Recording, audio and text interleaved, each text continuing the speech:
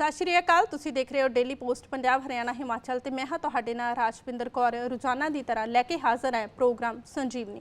अज का साडा ये प्रोग्राम कुछ खास है। खास इस करके है क्योंकि 1 जुलाई नूं डॉक्टर दिवस वजों मनाया जाता है, अंतरराष्ट्रीय डॉक्टर डे मनाया जाता है और इस दिन उन्होंने डॉक्टर नूं सन्मान किया जाता है जिन्होंने अपने खेतर दे विच वधिया सेवावां दित्तियां हुंदियां ने, क्योंकि डॉक्टर नूं रब दा दूसरा रूप कहा जाता है। अक्सर ही जदों असीं बीमार हुंदे आ जां थोड़ा जिहा सिर दर्द भी साडा हुंदा है ते सानूं डॉक्टर दी याद आउंदी आ। असीं डॉक्टर कोल जाने आ, छोटी तो लैके वड्डियां बीमारियां तक डॉक्टर इलाज करते हैं और कई बारी वो खुद दी फैमिली तक नूं भी साडे लई भुल जांदे ने। सो ये दिन डॉक्टर दे लई खास है। क्यों मनाया जाता है उस तो पहलां तुहानूं एक रिपोर्ट दिखाउंदे आ।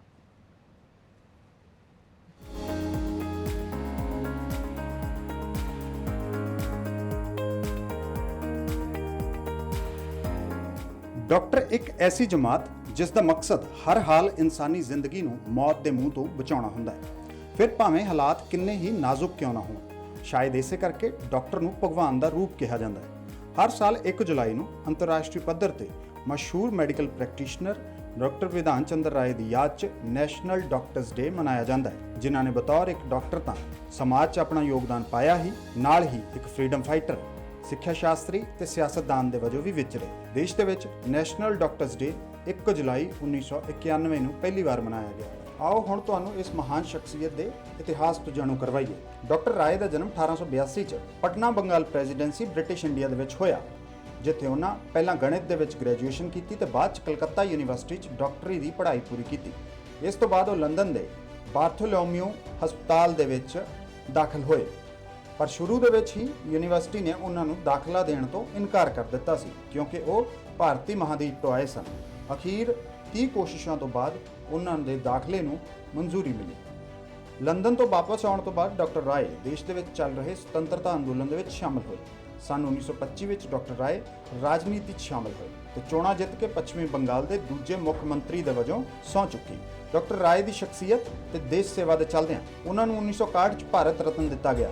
अखीर 1 जुलाई 1962 नूं इस महान शख्सियत ने अपने 80वें जन्मदिन मौके दुनिया नूं अलविदा कहा। डॉक्टरों तो बिना शायद एक सेहतमंद समाज की कल्पना नहीं हो सकती। डॉक्टर ही जिंदगियां नूं बचाउण दे विच अहम भूमिका अदा करते हैं। आओ हुण एक नज़र मारते हैं कि इन्नी वड्डी आबादी वाले मुल्क दे विच डॉक्टरों की गिणती की है। भारत दे विच नैशनल मैडिकल कमीशन दे वल्लों 13,08,009 एलोपैथिक डॉक्टर ने, 5,65,000 आयुर्वैदिक, यूनानी, सिद्ध ते होम्योपैथिक डॉक्टर ने, 2,99,000 दंदां दे डॉक्टर ते 13 लाख सेहत सहायक ने। भारतीय नर्सिंग कौंसल के रिकार्डों मुताबिक 23 लाख रजिस्टर्ड नर्सिंग कर्मचारी ने। WHO के मुताबिक 1000 लोगों के पिछे एक डॉक्टर होना जरूरी है। उत्थे भारत के विच स्थिति काफ़ी बेहतर है, जिथे महज 834 लोगों पिछे एक डॉक्टर मौजूद है। अक्सर इलाज दौरान मरीज की मौत होने ते उसके परिवारक मैंबर हस्पताल की तोड़ फोड़ के नाल डॉक्टर ते हस्पताल स्टाफ की भी कुटमार करते हैं। आओ इस डॉक्टर डे ते प्रण करिए कि रब का दूजा रूप कहे जाने वाले डॉक्टरों का पूरा सत्कार किया जाए। ब्यूरो रिपोर्ट, डेली पोस्ट जी। और संजीवनी दे इस प्रोग्राम दे विच अक्सर ही असी बीमारियां दे बारे गलबात करते हैं, पर डॉक्टर जद भी किसी बीमारी का इलाज करते हैं तो उन्होंने बैक ते होर बहुत सारे लोग उन्होंने नाल जुड़े होंगे हैं। खास करके अगर असी दवाइयां की गल कर लीए तो दवाइयां तो बिना इलाज पॉसीबल नहीं है। दवाई जदों भी असी बीमार हुंदे आ तां साडा ध्यान जांदा है कि असी मैडिसन लैनी आ, और दवाई अज तो हुंदी नहीं, तकरीबन 5000 पहलां तो 5000 साल पहलां तो इसका इस्तेमाल किया जान लगा। होम्योपैथी आई, आयुर्वैदिक आई तो हौली हौली एलोपैथी का विकास होया। और जेकर अज एलोपैथी की गल की जाए तो सब तो ज़्यादा भरोसेयोग इसनूं मन्निया जाता है, क्योंकि रिलीफ की गल कर लीए तो बहुत तेज़ी दे नाल रिलीफ मिलता है। पर इसनूं बनाउण दे पिछे जिहड़ियां फार्मा कंपनियां ने उन्हां दे लई भी एक वड्डा चैलेंज रहिंदा। चैलेंज इस करके रहिंदा क्योंकि हर रोज़ नवीआं नवीआं बीमारियां सामने आ रही ने, जां बीमारियां दे बदलते सिम्पटम तां किस तरह का उन्हां दा काम रहिंदा है, किस तरह मैडिसन नूं तैयार किया जाता है, कितना लंबा समा एक मैडिसन नूं बनाउण ते लगदा है, इस दे बारे जानना भी बहुत ज़्यादा जरूरी है। ਔਰ ਕਈ ਵਾਰੀ ਕੀ ਹੁੰਦਾ ਕਿ ਅਸੀਂ ਆਪਣੀ ਮਰਜ਼ੀ ਦੇ ਨਾਲ ਦਵਾਈਆਂ ਲੈਣੀਆਂ ਸ਼ੁਰੂ ਕਰ ਦਿੰਦੇ ਆ, ਉਹਨਾਂ ਦੇ ਸਾਈਡ ਇਫੈਕਟ ਸਾਨੂੰ ਨਹੀਂ ਪਤਾ ਹੁੰਦਾ, ਜਾਂ ਕਿਸ ਸਾਲਟ ਦੀ ਅਸੀਂ ਮੈਡੀਸਨ ਲੈਣੀ ਆ ਜਾਂ ਮੈਡੀਸਨ ਲੈਣ ਗਏ ਅਸੀਂ ਕਨਫਿਊਜ਼ ਹੋ ਜਾਂਦੇ ਆ।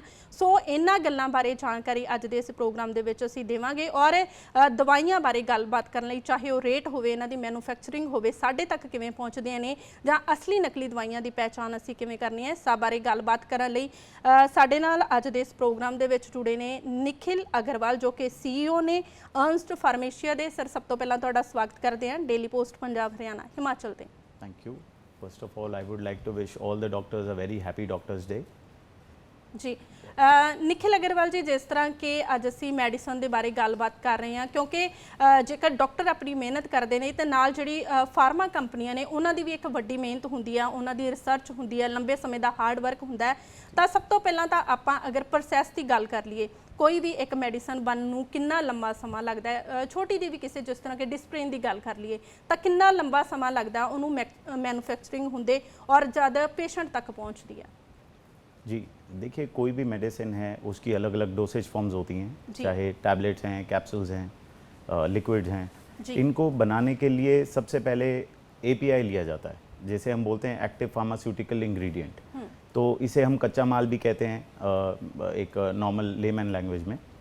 तो पहले ये API खरीदा जाता है जिसकी टेस्टिंग की जाती है, अपने R&D की जाती है लैब में, जो एक दवाई बनाने वाले के पास कितनी HPLCs हैं, कैसे इंस्ट्रूमेंट्स हैं, इसमें यही निर्धारित करता है कि किसका सेटअप कितना अच्छा है, किसकी मशीन्स कितनी अपडेटेड हैं। तो फाइनली जब API या रॉ मटेरियल जब एक टेस्टिंग से पास होता है, उसके बाद जाके उसकी कंपाउंड टैबलेट को उसको कंजम्पशन फॉर्म में उसको कन्वर्ट किया जाता है। फिर उसमें एक्सीपेंट्स डाले जाते हैं और बहुत सी अलग इंटरमीडिएट्स डाल के फाइनली जब मेडिसिन रेडी हो जाती है तो उसकी R&D फिर से की जाती है, फिर से उसके क्लिनिकल ट्रायल्स होते हैं कि वो अलग टेम्परेचर में कितनी डिटीरियोरेट हो रही है, क्या उसकी एक्सपायरी होनी चाहिए, कब तक स्टेबल है। फाइनली उसके बाद जाके टैबलेट को पैक किया जाता है और कस्टमर्स के लिए कंजम्पशन के लिए उसको रिलीज़ किया जाता है। जी, तो एक काफ़ी लंबा प्रोसैस है मैडिसन नूं बनन तो लैके साडे तक पहुँचण ते। सर अगर आपां MSP की गल कर लीए तो बहुत सारे लोगों के विच हुंदा है कि जद वो किसी भी मैडिसन ते जांदे ने, मैडिसन शॉप ते जांदे ने, तो उन्हां नूं लगदा है कि कुछ दवाइयां जदों जैनरिक लैंदे ने तो उन्हां नूं लगदा है कि इहदा रेट घट है। ब्रांडेड अगर वो मैडिसन लेंदे ने तो उन्होंने MSP ते लगता कि इसका रेट कुछ उहदे नालों ज़्यादा है। की फ़र्क है दोनों दे विच? देखिए, ये एक बहुत वाइड सब्जेक्ट है। जैसे मान लीजिए हम ब्रांडेड की बात करते हैं और जेनरिक की बात करते हैं। जी, ब्रांडेड और जेनरिक, इनफैक्ट जो जेनरिक मेडिसिन भी हम बोलते हैं, ऐसा नहीं है कि वो सिर्फ अपने मॉलिक्यूल के नाम से बिक रही हैं, ब्रांड नेम उनका भी होता है। बट जब हम ब्रांडेड बोलते हैं तो ब्रांडेड इसलिए कहा जाता है जो बड़ी कंपनीज़ हैं, जो रिसर्च में इन्वॉल्व हैं, जिनके रिसर्च मॉलिक्यूल्स होते हैं, जो उसकी क्लिनिकल ट्रायल्स करते हैं।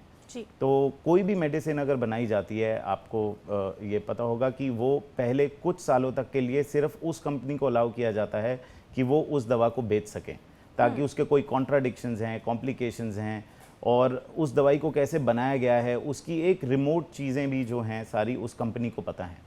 फाइनली जब वो सेफ डिक्लेयर की जाती हैं over the period of years, then it is released in open market and it is available for other manufacturers to make it। जी, तो उसके लिए ये जो जेनरिक की दवा हम बोलते हैं, आज बोलते हैं कि डॉक्टर्स जेनरिक नेम प्रिस्क्राइब कर देते हैं, लेट्स से कोई कॉम्पोजिशन है, तो उसके अंदर हमें ये भी समझना पड़ेगा कोई भी मेडिसिन के 100 या 200 ब्रांड्स अगर मार्केट में अवेलेबल हैं तो ये केमिस्ट की अथॉरिटी में चला जाता है कि वो कौन सा ब्रांड दे रहा है। हालांकि डॉक्टर इतना जो लर्नेड हैं, जिनको पता है कि how one brand is different from the other, तो उसके अंदर डॉक्टर्स जो हैं वो डिसाइड करें उस चीज़ को तो बेटर रहता है। तो ब्रांडेड जो मेडिसिन होती हैं उनमें डॉक्टर्स का एक कॉन्फिडेंस होता है जी, तो इसलिए ब्रांडेड में एक रिस्क फैक्टर जो इन्वॉल्व है वो कम होता है। बट इसका ये मतलब नहीं है कि जेनरिक जो है, मैं ये नहीं कहना चाह रहा कि जेनरिक में कुछ फॉल्ट है, बट इट्स जस्ट दैट कि उसमें डॉक्टर्स का विश्वास जो है वो ज़्यादा है, और ब्रांड तो जो होते हैं वो जेनरिक मेडिसिन के भी होते हैं, and this is the difference. जी, निखिल अग्रवाल जी, ਇਹਦੇ ਨਾਲ जुड़े ही मैं एक सवाल ਤੁਹਾਡੇ ਤੋਂ ਹੋਰ ਪੁੱਛਣਾ ਚਾਹੂੰਗੀ। जिस तरह ਤੁਸੀਂ ਕਿਹਾ ਕਿ ਉਹ ਵੀ ਅੱਛੀ ਹੁੰਦੀ ਹੈ ਜੈਨਰਿਕ ਔਰ ਬ੍ਰਾਂਡਡ, ਜਿਸ ਤਰ੍ਹਾਂ ਕਿ ਸਾਲਟ ਦੋਨਾਂ ਦੇ ਸੇਮ ਹੁੰਦੇ ਆ, ਅਗਰ ਕੋਈ ਵੀ ਲੈਂਦਾ ਤਾਂ ਕੀ ਉਹਦੇ ਜਿਹੜੇ ਇਫੈਕਟ ਹੈ ਜਿਹੜੇ ਕਿਸੇ ਵੀ ਲੈ ਕੇ ਡਿਜ਼ੀਜ਼ ਨੂੰ ਲੈ ਕੇ ਲੈਂਦਾ ਤਾਂ ਉਹ ਵੀ ਸੇਮ ਹੀ ਰਹਿੰਦੇ ਹੋਣਗੇ? जी, टू एन एक्सटेंट जो ब्रांडेड मेडिसिन हैं उनकी मैन्युफैक्चरिंग जो है वो बहुत ज़्यादा हद तक एक रिनाउंड कंपनीज के पास है जी। और जो जेनेरिक मेडिसिन हैं उनका एक उसका रेप्लिकेशन जो है बल्क में जो उसका प्रोडक्शन किया जाता है, कोई भी मॉलिक्यूल जो रिसर्च है या मार्केट में नया है, देखिए कोई भी एंटीबायोटिक की अगर हम बात करते हैं उसकी अलग अलग जनरेशन्स हैं, ओके। तो बदलते टाइम के साथ न्यूअर बैक्टीरियाज के लिए न्यूअर मॉलिक्यूल्स डेवलप किए जाते हैं। तो जो न्यू डेवलप मॉलिक्यूल्स होते हैं उनकी एक्सेप्टेबिलिटी आने में it takes lot of years, मतलब 5 साल 10 साल 15 साल बाद जाके वो जो मॉलिक्यूल हैं वो एक जेनरिक कंपनीज तक जाके पहुंचती हैं जब वो एक बल्क प्रोडक्शन में आ जाती हैं। नहीं तो इनिशियली अगर हम बात करें जो न्यूअर मॉलिक्यूल्स हैं वो काफ़ी एक लिमिटेड दायरे में रहती हैं और जब फाइनली वो मेडिसिन एक बल्क या मास तक पहुंच जाती हैं तब जाकर उनको जेनरिक में कन्वर्ट किया जा सकता है। तो हमेशा आप समझ के चलिए कि 20 से 30% मॉलिक्यूल्स हमेशा ऐसे ही रहेंगे जिनको आप जेनरिक के अंदर कभी भी कन्वर्ट नहीं कर सकते हैं और जेनरिक में कुछ हद तक OTC मेडिसिन आ जाती हैं, ओवर द काउंटर जिनकी काउंटर डिस्पेंसिंग की जाती है जी। तो ये एक जो ब्रांडेड मेडिसिन हैं ये एक थोड़ा सा मैं ये कहना चाहूँगा कि it's a safe business, it's a safe thing for the customer to rely on जी, अ सेफर जी। निखिल जी, और जिस तरह कि ਆਪਾਂ ਮੈਡੀਸਨ ਦੀ ਗੱਲ ਕਰ ਰਹੇ ਹਾਂ ਤਾਂ ਮੈਡੀਸਨ ਨੂੰ ਲੈ ਕੇ ਕਿਤੇ ਨਾ ਕਿਤੇ ਕਾਲਾ ਬਾਜ਼ਾਰੀ ਬਹੁਤ ਹੈ। ਬਹੁਤ ਜਗ੍ਹਾ ਤੇ ਨਕਲੀ ਦਵਾਈਆਂ ਆਏ ਦਿਨ ਫੜੀਆਂ ਵੀ ਜਾਂਦੀਆਂ ਔਰ ਬਹੁਤ ਸਾਰੀਆਂ ਕੰਪਨੀਆਂ ਜਿਨ੍ਹਾਂ ਦੇ ਲਾਇਸੈਂਸ ਰੱਦ ਵੀ ਕੀਤੇ ਗਏ ਆ। ਜੇਕਰ ਆਮ ਲੋਕਾਂ ਦੀ ਗੱਲ ਕੀਤੀ ਜਾਵੇ ਤਾਂ ਅਸਲੀ ਔਰ ਨਕਲੀ ਦਵਾਈਆਂ ਕਿਸ ਤਰ੍ਹਾਂ ਪਹਿਚਾਣ ਕੀਤੀ ਜਾਵੇ, ਕਿਸ ਤਰ੍ਹਾਂ ਇੱਕ ਕਾਮਨ ਪਰਸਨ ਹੈ ਉਹ ਪਹਿਚਾਣ ਕਰ ਸਕਦਾ ਕਿ ਇਹ ਦਵਾਈ ਅਸਲੀ ਹੈ ਜਾਂ ਇਹ ਦਵਾਈ नकली है? जी, असली और नकली दवाई में सबसे पहली बात तो जो फ़र्क है वो रिज़ल्ट का है। अगर एक बहुत ही वेल रिसर्च मॉलिक्यूल है उसके ऊपर इतनी मेहनत की गई है, वो असली दवाई है नेचुरली जैसे आप बोल रहे हैं, तो वो उसका जो रिज़ल्ट है सबसे पहली बात तो वही एक पहचान है कि वो दवा जो है वो असली है या नकली है।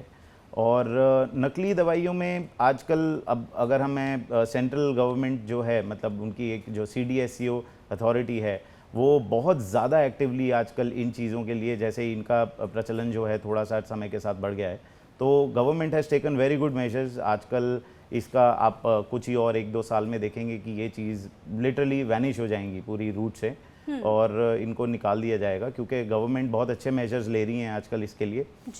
रिज़ल्ट जो है वो इसकी सबसे बड़ी पहचान है और नॉट ओनली मेडिसिन, कोई भी चीज़ होगी उसका एक नकली असली होता है और उसकी एक पहचान जो है वो अब हम कर सकते हैं, लेकिन अगर मैं जनता की बात करूं तो एक लेवल के बाद पता चल जाती है। हर एक दवाई की एक प्रिंटिंग होती है, उनके हॉलोग्राम्स होते हैं जी। और उनकी मैन्युफैक्चरिंग होती है, वो चेक की जा सकती है। नकली मेडिसिन जो हैं वो कुछ हद तक तो काफ़ी ज़्यादा रूट आउट की जा चुकी हैं एंड आई एम श्योर आगे आने वाले 1-2 सालों में और ज़्यादा उसको ख़त्म कर दिया जाएगा जी। निखिल जी, जिस तरह कि कोई दवाई लैन गया तो सम टाइम की हुंदा उस शॉप ते जांदा तो उन्हां वल्लों कहा जाता है कि मैडिसन सेम है, साल्ट उन्हां दे सेम है पर कंपनी अलग है, तो अजिहे दे विच जो भी उत्थे जांदा है मैडिसन लैन तो थोड़ा कन्फ्यूज़ हो जाता है कि की दूसरी कंपनी की दवाई लैनी चाहिए है कि नहीं लैनी चाहिए, जां जो डॉक्टर द्वारा लिखी गई है उही मैडिसन लैनी है। की कोई फ़र्क हुंदा कि एक कंपनी तो दूसरी कंपनी का साल्ट अगर सेम होन तो?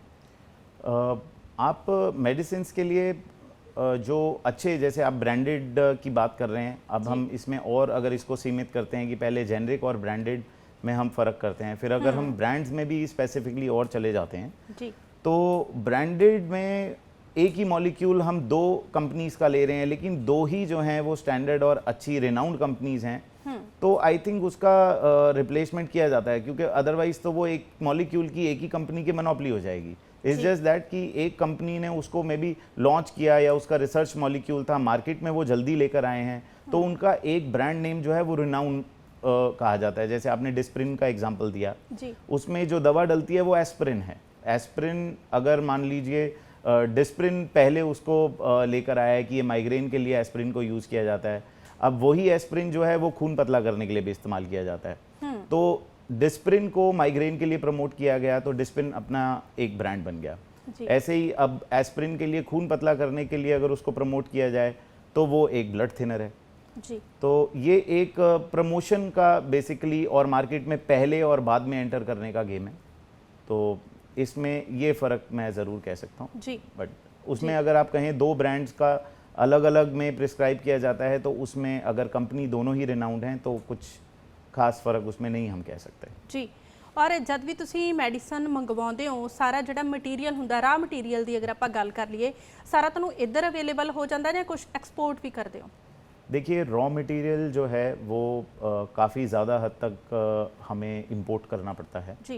चाइना से और बाहर के देशों से रॉ मटेरियल को इंपोर्ट किया जाता है जी। लेकिन उसके लिए इतना ज़रूर है कि सरकार ने अब पिछले 2-3 जैसे चाइना से इंपोर्ट करने में जो एक हमारे इंडियन फार्मा मैन्युफैक्चरर्स को प्रॉब्लम्स फेस करनी पड़ती हैं उसको भी कट शॉर्ट करने के लिए गवर्नमेंट ने एपीआई मैन्युफैक्चरर्स को बहुत तरीके की सब्सिडीज़ अभी प्रोवाइड कर रहे हैं तो just to motivate Indian businessman to enter into API manufacturing. तो आगे आने वाले समय में ये चीज़ इम्प्रूव की जा रही है। आई एम श्योर 1-2 साल में ये वाली चीज़ पे हमारी बाहर की कंट्रीज़ पे डिपेंडेंसी कम हो जाएगी। जी। निखिल जी जिस तरह के कोई भी मैडिसिन ਆਪਾਂ ਲੈਨੇ ਆ ਸਾਈਡ ਇਫੈਕਟ ਉਸ ਦੇ ਉੱਪਰ ਵੀ ਲਿਖੇ ਹੁੰਦੇ ਆ ਨਾ ਕਿ ਇਸ ਦਵਾਈ ਦੇ ਇਹ ਸਾਈਡ ਇਫੈਕਟ ਹੋ ਜਾਂਦੇ ਆ। ਸਮ ਟਾਈਮ ਕੀ ਹੁੰਦਾ ਕਿ ਅਸੀਂ ਇੱਕ ਬਿਮਾਰੀ ਨੂੰ ਠੀਕ ਕਰਦੇ ਕਰਦੇ ਥੋੜਾ ਸਾਨੂੰ ਅਸਰ ਕਰ ਜਾਂਦੀ ਉਹ ਮੈਡੀਸਨ ਥੋੜੇ ਹੋਰ ਕੋਈ ਸਿੰਪਟਮ ਸਾਡੇ ਚ ਸ਼ੋ ਹੋਣ ਲੱਗਦੇ ਆ ਕਿ ਉਹਦੇ ਜਿਹੜੇ ਡਰਾਬੈਕਸ ਨੇ ਜਾਂ ਉਹਦੇ ਬੈਡ ਇਫੈਕਟ ਨੇ ਉਹਨਾਂ ਤੇ ਵੀ ਕੋਈ ਕੰਪਨੀ ਦੁਆਰਾ ਕੰਮ ਕੀਤਾ ਜਾਂਦਾ ਕਿ ਉਹਨਾਂ ਨੂੰ ਘੱਟ ਕੀਤਾ ਜਾ ਸਕੇ? देखिए अब आज की डेट में अगर हम बात करें तो there are an number of molecules, बहुत अलग अलग तरीके के मॉलिक्यूल्स हैं और हर एक मॉलिक्यूल की जैसे मैंने पहले भी कहा अलग अलग जनरेशन्स होती हैं जी। तो आप मेडिसिन ही क्यों कोई और भी प्रोडक्ट ले लीजिए प्लस माइनस और साइड इफ़ेक्ट्स हर एक चीज़ के हैं। आज अगर आप खाना भी खा रहे हैं वो ज़्यादा खाएंगे, गेहूँ ज़्यादा खाएंगे तो उसके भी अपने साइड इफ़ेक्ट हैं जी।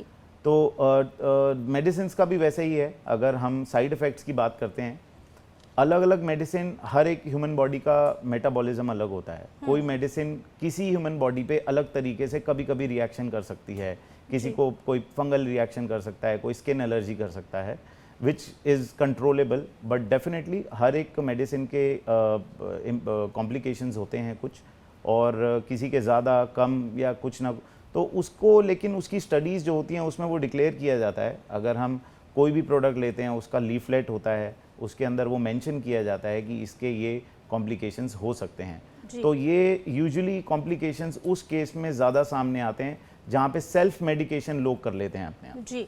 उसके अंदर जो कॉम्प्लिकेशंस हैं या रिएक्शंस हैं उसको फेस करना पड़ता है पेशेंट्स को बट जो डॉक्टर प्रिस्क्राइब कर रहा है तो उसको उतनी ही डोसेज में लें और एंटीबायोटिक्स हैं बहुत लोग उसका डोज कंप्लीट नहीं करते हैं और फिर दोबारा से 1 महीने बाद 2 महीने बाद उनकी इन्फेक्शन बढ़ जाती है तो वो कहते हैं अरे यार ये दवाई ने असर नहीं किया। तो जैसी दवाई है उसकी अपनी एक कोर्स है उसको कंप्लीट करना चाहिए। जी।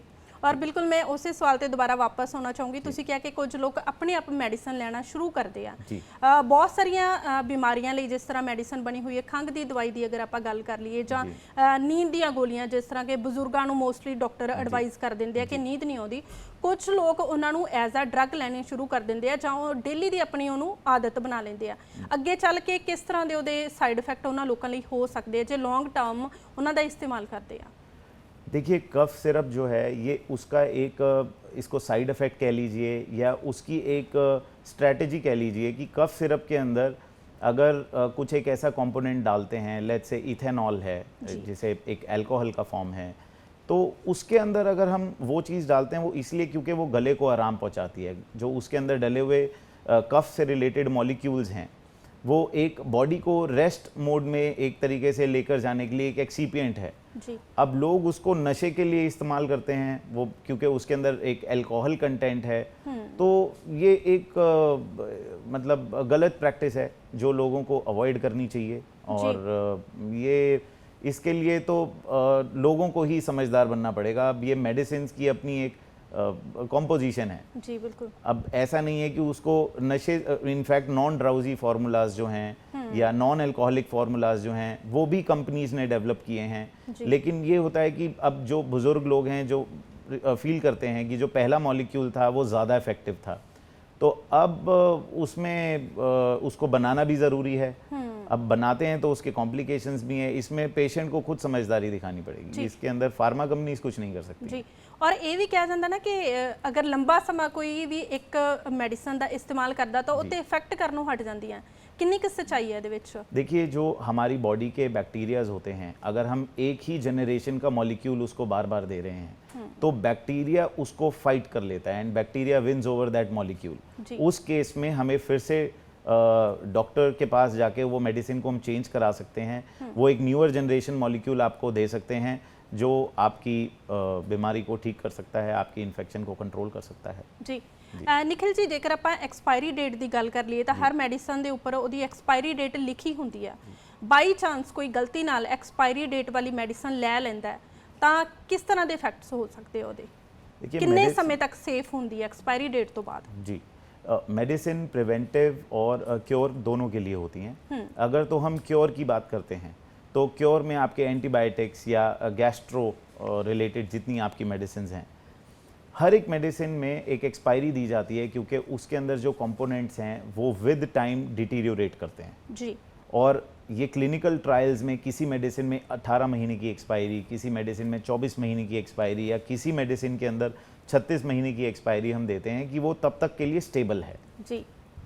जो प्रिवेंटिव मेडिसिन हैं उसके अंदर मल्टीविटामिन्स आते हैं, तो विद टाइम मल्टीविटामिन्स डिटीरियोरेट हो जाते हैं क्योंकि उसमें बहुत अलग तरीके के मल्टीविटामिन्स डाले जाते हैं, तो उसके अंदर वो विद टाइम डिटीरियोरेट होते हैं और एक एक्सपायरी के बाद अगर हम उसको खाते हैं तो ऐसा कुछ खास हम नुकसान वाली बात नहीं कह सकते, लेकिन इतना ज़रूर है कि वो असर जो है वो कम करती है क्योंकि उसमें डिटीरियोरेशन हो जाती है।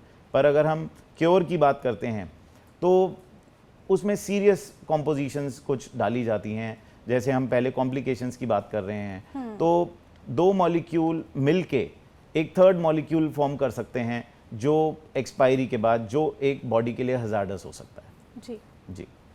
निखिल जी, जिस तरह के फार्मा इंडस्ट्री दियां ਤੁਹਾਡਾ ਵੀ ਕਾਫੀ ਹਾਰਡ ਵਰਕ ਰਹਿੰਦਾ ਹੋਏਗਾ ਇਹਦੇ ਵਿੱਚ, अगर आप ਇਹਦੀਆਂ ਕੰਪਲਿਕੇਸ਼ਨ ਦੀ ਗੱਲ ਕਰੀਏ ਤਾਂ ਕਿਸ ਤਰ੍ਹਾਂ ਦੀਆਂ ਤੁਹਾਨੂੰ ਕੰਪਲਿकेशंस हैं जिन्हां ਦਾ सामना करना पैंदा है?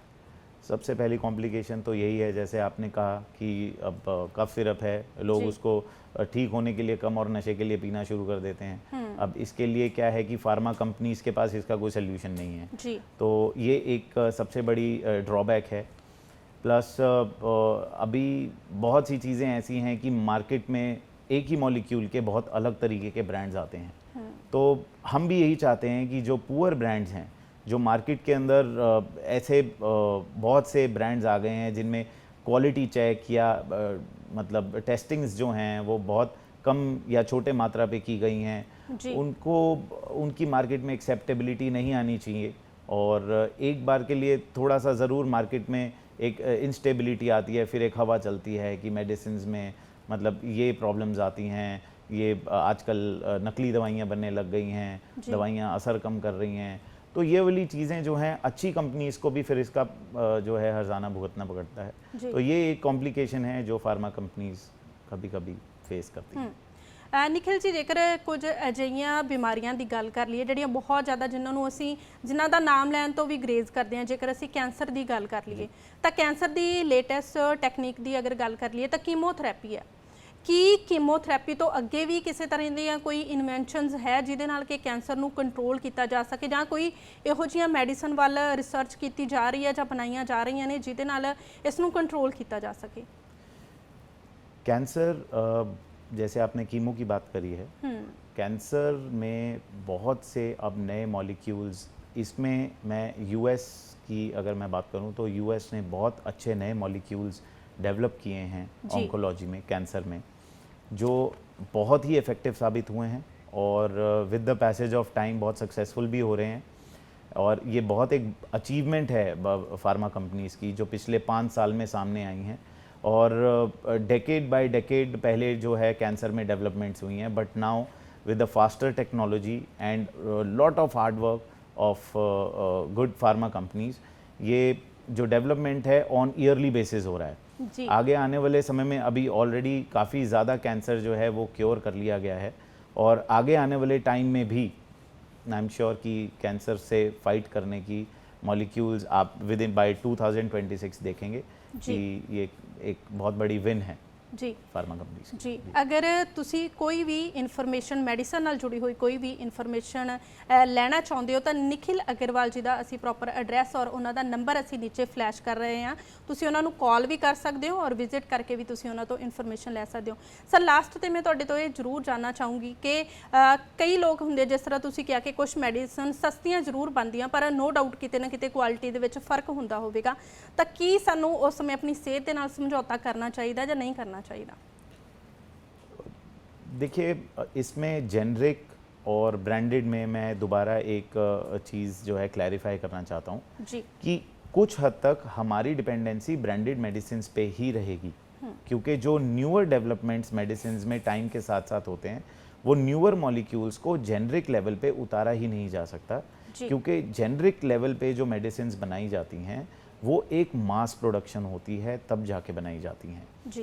जो मॉलिक्यूल्स टाइम के साथ पुराने हो गए हैं उन मेडिसिन्स के ऊपर हम जेनरिक के ऊपर रिलाई कर सकते हैं, और जो मॉलिक्यूल्स नए हैं मार्केट में, जो नई डेवलपमेंट्स हैं, उनको मास लेवल पे लेकर जाने में कुछ साल लगते हैं, और इसी तरीके से नए मॉलिक्यूल्स न्यूअर जनरेशन आते रहते हैं। उनमें ब्रांडेड मेडिसिन पे रिलाई करना एक सेफर बेट है जी। With the passage of time जब मॉलिक्यूल्स पुराने हो जाते हैं उसके बाद, और गवर्नमेंट के अपने सिक्योरिटी चेक्स हैं, अपनी टेस्टिंग्स हैं, तो जेनरिक लेवल एक समय के बाद ठीक है, जेनरिक मेडिसिन जब वो मास प्रोडक्शन में चली जाएं। जी निखिल अग्रवाल जी ਤੁਸੀਂ ਸਾਡੇ ਨਾਲ ਅੱਜ ਦੇ ਇਸ ਪ੍ਰੋਗਰਾਮ ਦੇ ਵਿੱਚ ਜੁੜੇ ਔਰ ਮੈਡੀਸਨ ਨੂੰ ਲੈ ਕੇ ਬੜੇ ਡਿਟੇਲ ਦੇ ਵਿੱਚ ਤੁਸੀਂ ਸਾਡੇ ਨਾਲ ਇਨਫੋਰਮੇਸ਼ਨ ਸ਼ੇਅਰ ਕੀਤੀ ਹੈ, ਉਸ ਦੇ ਲਈ ਤੁਹਾਡਾ ਬਹੁਤ ਬਹੁਤ ਧੰਨਵਾਦ। थैंक यू जी। और जिस तरह असी अज मैडिसन के बारे गलबात की है कि किस तरह असली और नकली की पहचान कर सकते हैं, कुछ दवाइयां का रेट घट होंदा तो क्यों होंदा, सो तुसी भी अपनी सेहत के नाल समझौता नहीं करना, जो भी डॉक्टर के वालों एडवाइस की जाती है वो मैडिसन लैनी और जांच परख के लैनी चाहिए है। सो कल फिर हाज़र होवांगे एक नवे टॉपिक के नाल। जुड़े रहो डेली पोस्ट पंजाब हरियाणा हिमाचल के नाल। Daily post Punjab Haryana Himachal, journalism of hope.